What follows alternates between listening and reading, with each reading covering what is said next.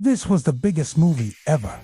In 1982, America met a little brown alien with a glowing finger who just wanted to go home.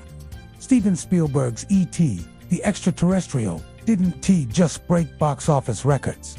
It captured the imagination of an entire generation, from toys and candy tines to kids looking at the night sky differently. E.T. became a full-blown cultural phenomenon. Let's go back to when E.T. phoned home and America picked up Part 1. The birth of E.T. When Steven Spielberg first came to prominence in the late 70s, he was known for thrillers like Jaws and Close Encounters of the Third Kind. But by 1982, he wanted to do something different.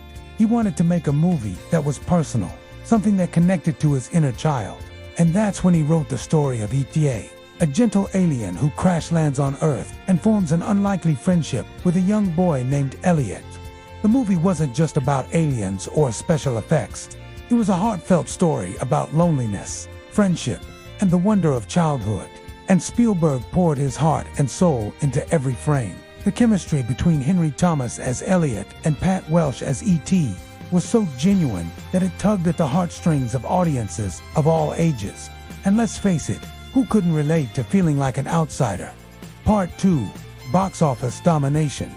When E.T. premiered in June 1982, no one could have predicted just how big it would become. Week after week, the movie packed theaters. Families went back multiple times. Kids dragged their parents again and again. By the end of its run, E.T. had become the highest-grossing film of all time, beating even Star Wars. For 11 years, no movie could touch its record. Spielberg didn't just make a hit. He created an event that united moviegoers across the country, and the box office numbers are just one part of the story. E.T. became a cultural touchstone in 1982. Part 3, The Merchandising Explosion. If you've ever wondered what it's like to have a movie become a cultural phenomenon, look no further than E.T. The merchandising for this movie was relentless and inescapable, and it wasn't just the usual movie tie-ins. We're talking about everything from E.T. Pez dispensers to E.T. watches. And let's not forget the classic E.T. doll with the glowing finger. These toys weren't just playthings. They were pieces of pop culture history. And it wasn't just kids who were obsessed. Adults, too, wanted a piece of the E.T. craze. Part 4, Kids Believed in Aliens. One of the most remarkable things about E.T. is that it wasn't just a movie. It was an experience that kids everywhere could share. For a moment, it felt like the world was full of magic. And that's because Spielberg and his crew took great care to make E.T. feel real. The movie wasn't about saving the world or fighting spaceships. It was about two friends who just wanted to help each other. And that's a story that kids can relate to no matter what planet they're from. Kids everywhere began writing letters to E.T., pouring out their hearts to an alien who lived halfway across the galaxy. Some kids were scared of E.T., sure, but many more saw him as a friend, a kindred spirit who just wanted to go home. And in a way, that's exactly what happened. Thanks to Spielberg's direction and Williams' score, E.T. didn't just land on Earth.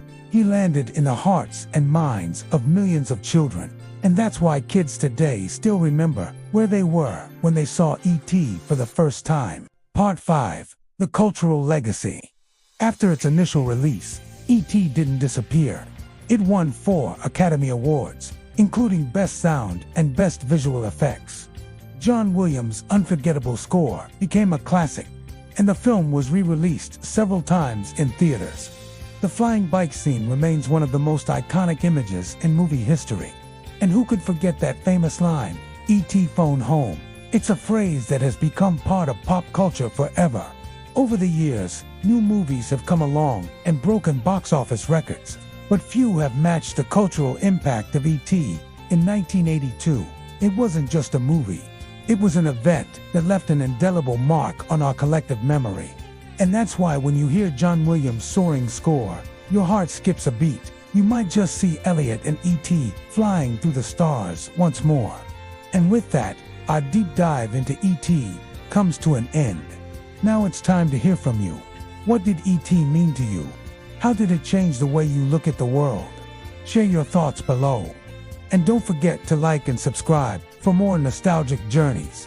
Until next time, Keep believing in aliens. After all, the universe is full of wonders. Just ask E.